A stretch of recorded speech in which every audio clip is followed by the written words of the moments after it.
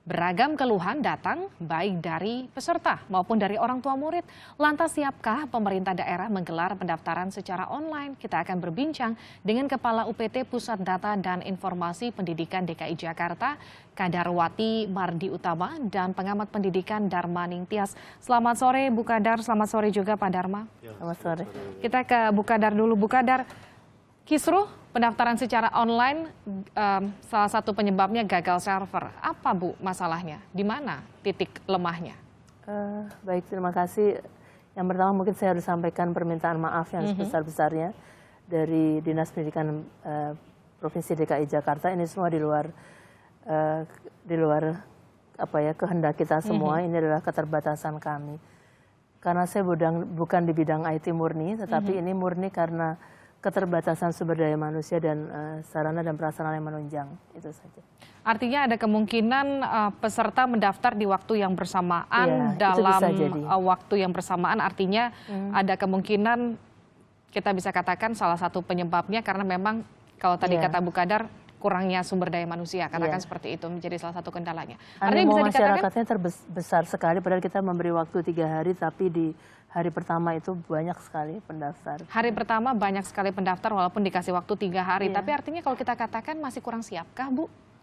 Kalau siap dari segi petunjuk teknis dan sebagainya, kita cukup siap Mbak, karena ini bukan yang pertama dilakukan di Dinas Pendidikan Provinsi DKI, ini adalah sudah tahun yang ke-11, cuma mohon maaf ada kendala itu tadi di masalah IT-nya. Baik, Bu Kadar, justru yang jadi pertanyaan ketika memang ini bukan yang pertama kali dilakukan, artinya kemudian error-error sudah pernah terjadi di beberapa tahun belakangan, tapi kemudian apa pelajaran yang kemudian terjadi saat ini yang kemudian tidak,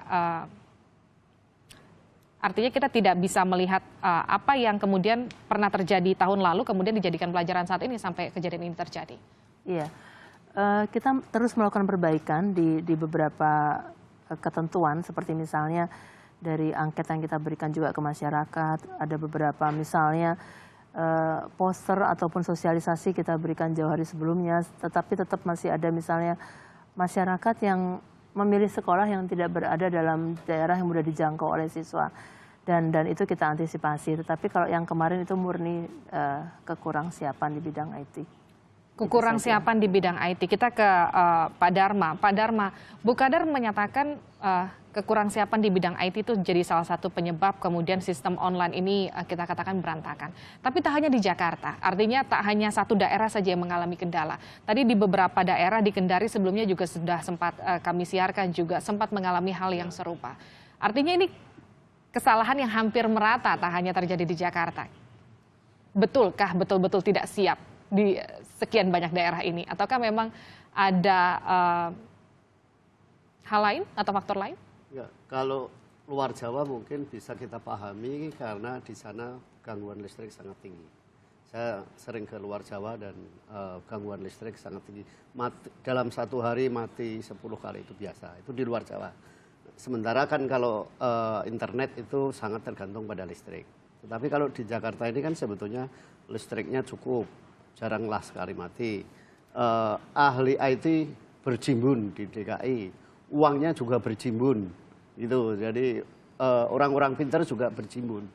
Jadi sebetulnya itu tidak boleh terulang di DKI. Artinya Anda menyatakan teknis itu sepertinya tidak boleh terulang kalau kita katakan di kota besar seperti dugaan itu saya, misalnya. nggak tahu nanti Bu Kadar bisa klarifikasi nggak. Dugaan saya ini ya, mungkin terjadi pergantian vendor dari yang vendor-vendor sebelumnya yang sudah terbukti profesional dengan vendor baru yang tidak profesional. Kita tanyakan ke Bu Kadar. Bu Kadar, adakah memang pergantian vendor sehingga kemudian kalau tadi Anda juga sempat katakan 11 tahun dilakukan di Jakarta tidak pernah ada masalah, tiba-tiba saat ini terjadi masalah. Mungkinkah itu terjadi? Sebenarnya kalau masalah di tahun sebelumnya pernah ada, tetapi sedikit relatif berbeda ya.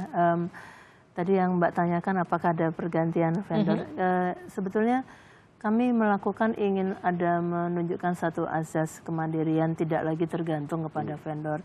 Tetapi itu tadi ada yang harus kita siapkan lagi lebih kuat, itu saja. Lagi-lagi kata Bu Kadar, SDM-nya masih kurang kuat. Azasnya kita ingin mandiri sebetulnya. Kemandirian yang diutamakan. Kalau SDM-nya kalau itu mau kemandirian, semestinya proses uji cobanya sudah setahun lalu. Jadi Kalau penerimaan murid baru ini kan sebetulnya sesuatu yang terencana. Artinya kalender pendidikan itu sudah tersusun setahun lalu. Jadi kapan akan pengumuman kelulusan, kapan akan pendaftaran murid baru. Artinya niatannya bagus, tapi perencanaannya kurang matang, bisa dikatakan seperti itu. Tentu saja. Mohon maaf Pak Dharma, sebetulnya kita juga simulasi sudah kita lakukan, kita sudah lakukan uji coba. Tetapi itu tadi ada hal-hal di luar yang kita tidak antisipasi sebelumnya. Simulasi sudah kita lakukan. Kita ke Pak Dharma dulu. Pak Dharma, kalau kita pilih-pilih antara memang pendaftaran secara online ataupun secara manual, seberapa besar dampak kalau kita katakan apa lebihnya pendaftaran secara online ini sehingga kemudian dilakukan serentak di seluruh Indonesia? Ya, sebetulnya pendaftaran online itu banyak membantu orang tua. Paling tidak kalau di Jakarta ini kan tidak harus pergi ke sekolah yang mungkin harus keluar biaya termasuk kemacetan. Dengan mestinya dari rumah bisa, mestinya ya.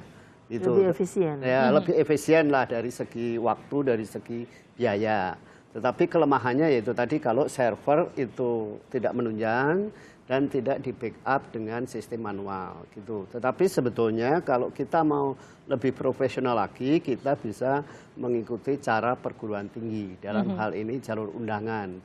Kalau jalur undangan itu kan formulir sudah dikirim jauh sebelumnya, murid suruh mengisi jurusan-jurusan apa. Nah, kalau di tingkat SMTA dan SMP katakanlah misalnya gini, terutama SMTA ya seperti di DKI ini, mestinya bisa dilakukan juga. Dinas Pendidikan itu sudah mengirimkan daftar sekolah-sekolah dengan nilai terendah pada tahun lalu gitu loh. Supaya masing-masing murid itu bisa dikoordinasikan oleh pihak sekolah untuk mendaftar melalui sekolah asalnya gitu. Sehingga nanti tidak harus bersamaan seperti gini. Jadi kan sudah ketahuan nih, misalnya saya dari SMP 32 misalnya, nilai saya berapa? Terus di daftar sekolah itu negeri, biasanya kan negeri, kalau swasta kan memang tidak diikutkan ya. Itu yang kira-kira dekat dengan saya itu yang mau saya tuju berapa nilainya? Artinya batas terendahnya sudah diketahui lebih dulu. Sehingga si calon murid atau orang tua itu sudah bisa mendaftarkan juga lewat sekolah. Bu Kadar silakan. Maaf, itu sudah kita lakukan Pak. Jadi gini, karena kita ada dua jalur, jalur umum dengan jalur prestasi. Kita harus mengakomodir juga keinginan anak dan juga orang tua. Kita juga sudah sampaikan ada yang passing grade ya Mbak ya. Jadi misalnya kita mau ke tadi contoh ya SMA 70.